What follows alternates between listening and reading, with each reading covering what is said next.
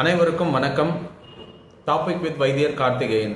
இன்னைக்கு நம்ம பார்க்க போற அற்புத மூலிகை என்னன்னு பார்த்தீங்கன்னாக்கா அந்திர தாமரை, ஆகாய தாமரைன்னு சொல்லலாம். சரிங்களா? நீங்க தாமரை பூக்கள் நிறைய பார்த்துருப்பீங்க. பட் இது அது போல கிடையாது. இதுல மலருக்கான இதழ்கள் கிடையாது. சரிங்களா? இலைகள் தான் இதழ்கள், இதழ்கள் தான் இலைகள். அதுதான் தாமரை. சரிங்களா? இது மிதக்கக்கூடிய தன்மை உடையது. வேர்பாகம் மண்ணை ஒட்டாது. ஓகேவா? ஸோ இந்த தாமரையானது மிக மிக ஒரு அற்புதமான மூலிகையாக தமிழ் மருத்துவத்தில் கருதப்படுகிறது. வாங்க நம்மளோட சேனல் சப்ஸ்கிரைப் பண்ணுங்கள். எங்களுக்கு ஒரு நல்ல மோட்டிவேஷனாக இருக்கும். இந்த விஷயங்களை நீங்கள் தெரிஞ்சுக்கிட்டதோடு விடாமல் கண்டிப்பாக மற்றவங்களுக்கு ஷேர் பண்ணுங்கள். அவங்களோட வியாதிகளுக்கு தக்க சமயத்தில் கை கொடுக்கும். அதனால் அவங்க கண்டிப்பாக உங்களை வாழ்த்துவாங்க. ஓகேவா? இந்த மூலிகை எங்கெங்கே நீங்கள் பார்க்கலான்னு பார்த்தீங்கன்னா, ஒரு அரிய கோயில் குளங்களில், தரையை விட்டு மேலே இருக்கக்கூடிய குளங்கள், சரிங்களா, உச்சி மலையில் இருக்கக்கூடிய குளங்களில் நீங்கள் இந்த தாமரை மலரை பார்க்கலாம்.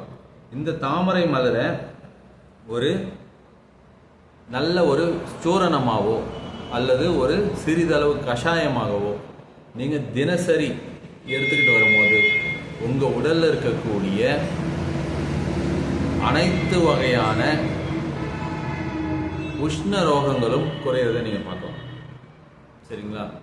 ஒரு யூரினரி பேக்கில் இருக்கக்கூடிய கொப்பளங்கள், புண்ணு அல்லது அல்சர், இல்லைன்னா சருமத்தில் ஏற்படக்கூடிய எரிச்சல்,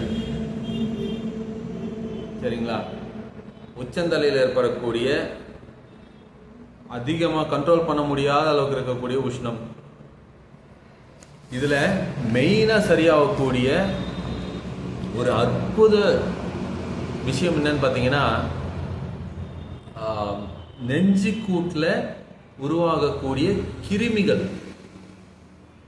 ஆக்சுவலாக கிருமிகள்ன்றது ஒரு கூடாக ஃபார்ம் ஆகும். சரியா? அது உங்களுக்கு தெரியாது, நான் சொல்கிறேன். எப்பயுமே சளியின் வழியாகவோ, சளின்றதே ஒரு கிருமிகளோட கூட்டம் தான். சரிங்களா? It's a group of virus.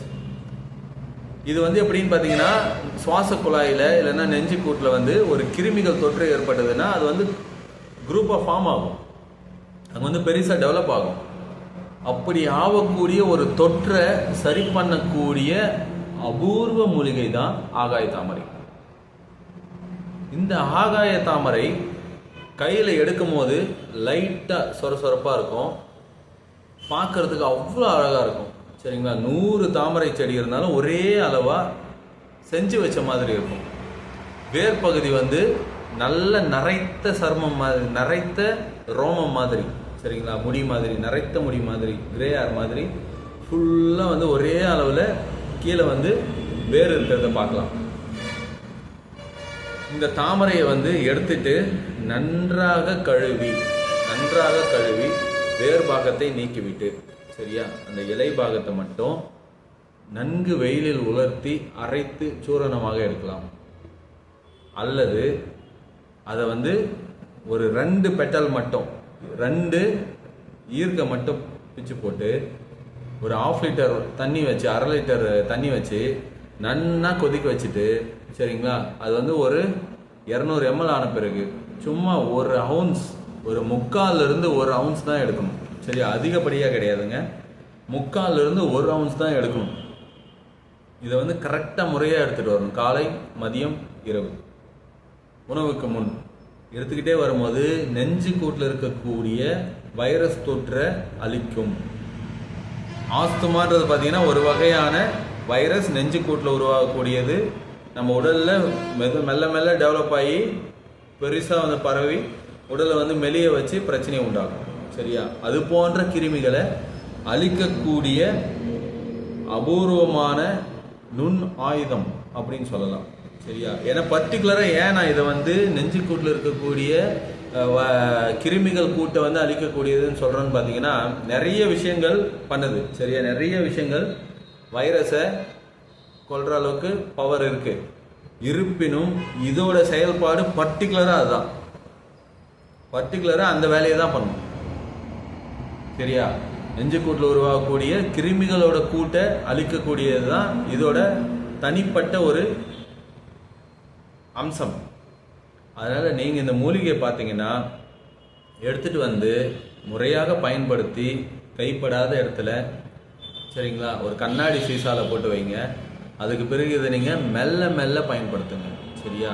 ஒரு அவுன்ஸ் இல்லைன்னா 3/4 அவுன்ஸ் அவ்வளோதான் நீங்கள் எடுக்கணும். எடுத்துகிட்டே வரும்போது அதிகமாக எடுத்தீங்கன்னா கண்டிப்பாக குளிர் காய்ச்சல் வரக்கூடிய அளவுக்கு இதில் வீரியம் இருக்குது. சரிங்களா? அதிகமான ஜுரத்தை நீங்கள் பார்ப்பீங்க. சரிங்களா? அதிசுரம் ஏற்படும். அதனால் ஆகாய தாமரையை ரொம்ப ரொம்ப உஷாராக பயன்படுத்தணும். பழக்கம் இல்லாதவங்க விட்டுருங்க.